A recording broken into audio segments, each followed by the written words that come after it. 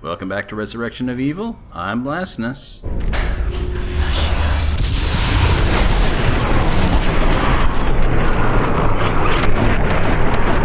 And I hope you're ready for a bit of a fight. This warehouse here has all sorts of fun enemies that are going to be popping into it. Well, I'm lying. It's just Vulgars and imps.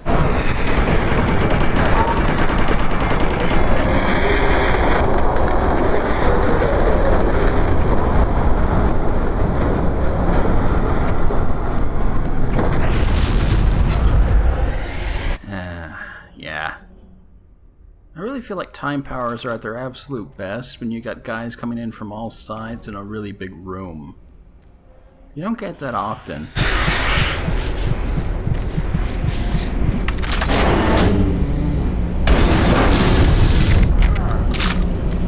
And yes, things other than barrels can be explosive too, like oxygen tanks. You don't see them often, but yeah, they exist.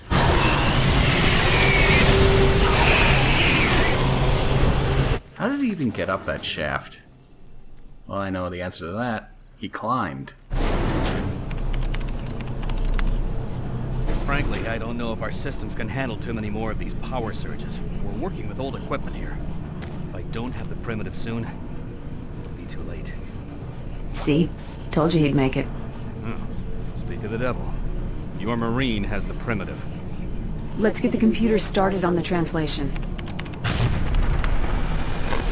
Damn! Another surge. Still there? Dr. Cloud, are you there? It's working. It's all here. Amazing. Everything is right here. The invasion, the demons, it's all exactly the same as the ancient writings. Dr. McNeil, our assumptions were correct.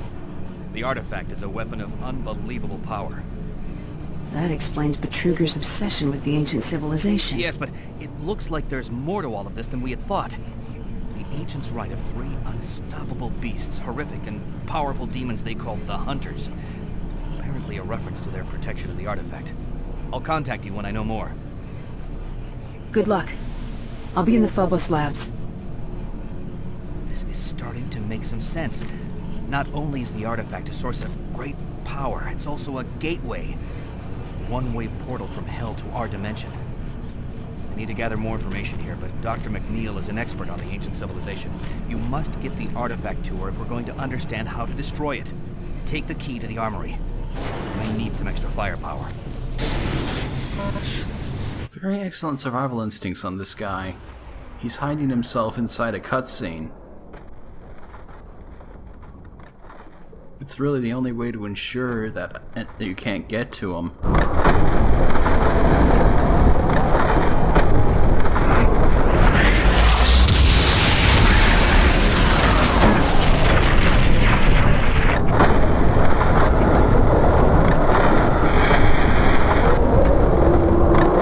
So, the armory, he says.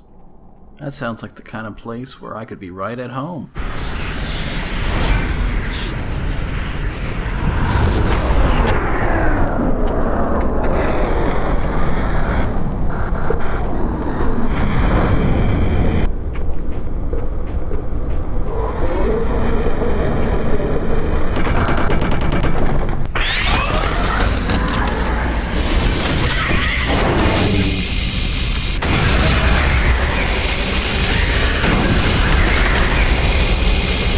If you're as tired of Vulgars as I am, don't worry. We'll eventually find bigger fish to fry.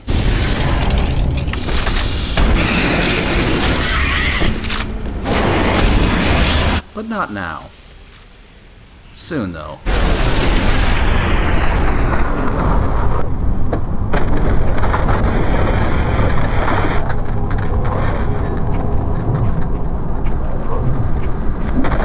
Sting like a butterfly. Wait, no, that's not how it goes.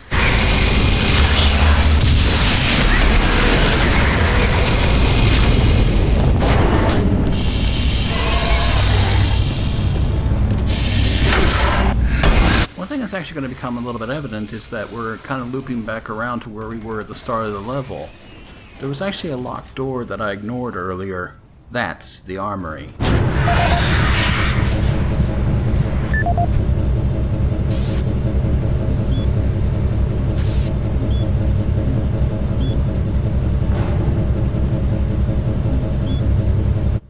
No audio logs in this level either. Where are they hiding? Why won't they speak to me?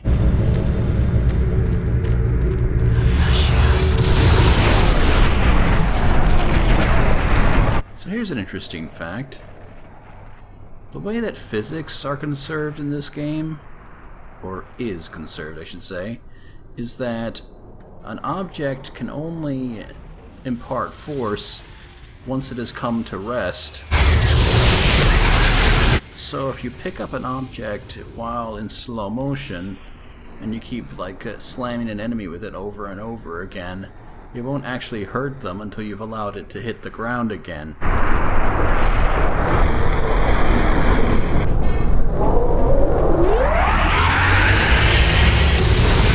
I'm not sure why they decided to do it that way, but it is something to bear in mind. Like, you can't just like combo knocking a crate off of an enemy. You kind of have to pick different crates.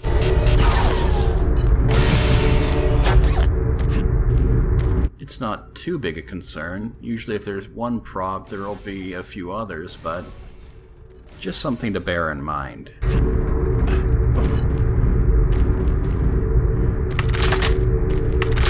Don't mind that cut there. I was trying something stupid. See, I figured, like, if you had a crate skipping along the ground, maybe you could surf on it, but no, it doesn't work that way. It would be fun if it did, but nah.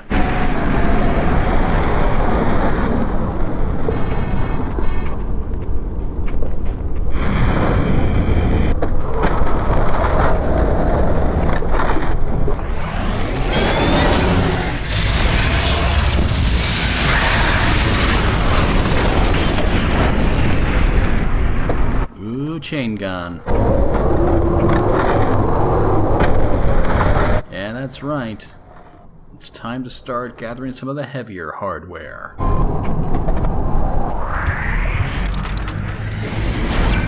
Ooh, baby. I'm gonna love to hear the sound of this thing when it's in slow motion. First, a PDA. Found in this cabinet for no apparent reason.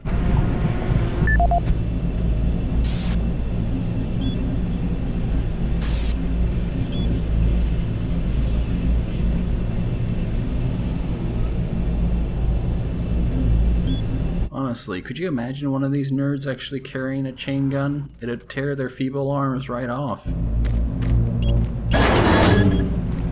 So this section here. We're actually going to be switching to the original for this because there is a gameplay idea that was completely cut from the BFG edition. And that is the hazard suit, or helmet.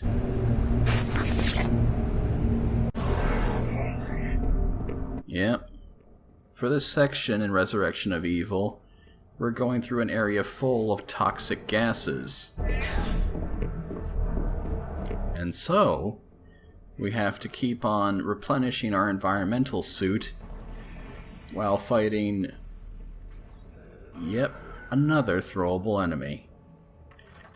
That's right, this game lets you lasso a baby. How about that?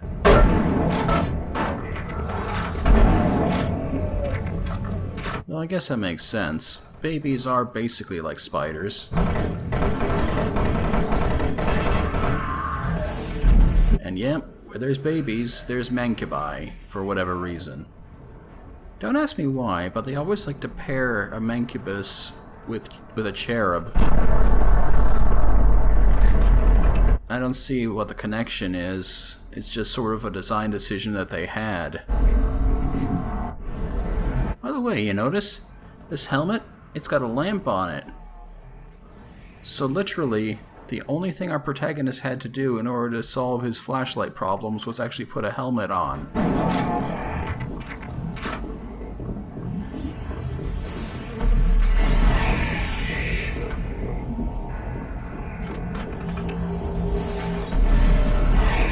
you might notice, our environmental suit doesn't actually deplete at a very high rate.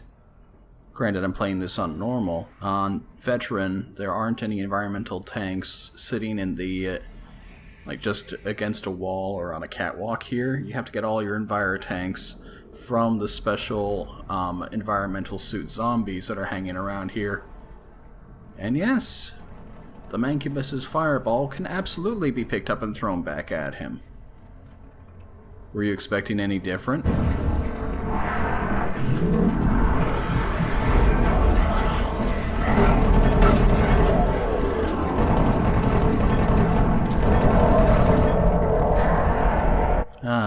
I love these shenanigans. No idea why everyone is hopping into the air when they die, but it looks beautiful in slow motion, don't you think? Now, there is a little bit of an odd thing that happens with the Mancubus's fireballs in that they have their own momentum applied to them. Like they're not projectiles just being thrown in an arc, like they actually have force being applied to them. So it's actually kind of easy in order for them to be thrown off the mark.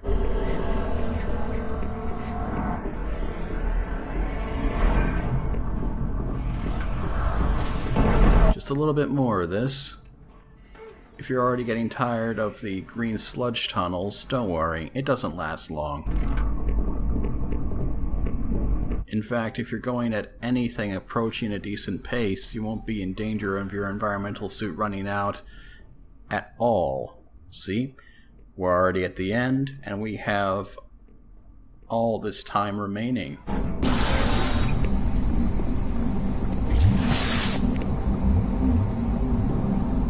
Yeah, I guess it makes sense to just discard the helmet. After all, who needs a hazard suit on Mars? Oh look, an airlock. Oh well. It's our protagonist's decision, and we'll just have to live with it. I'll see you guys again next time.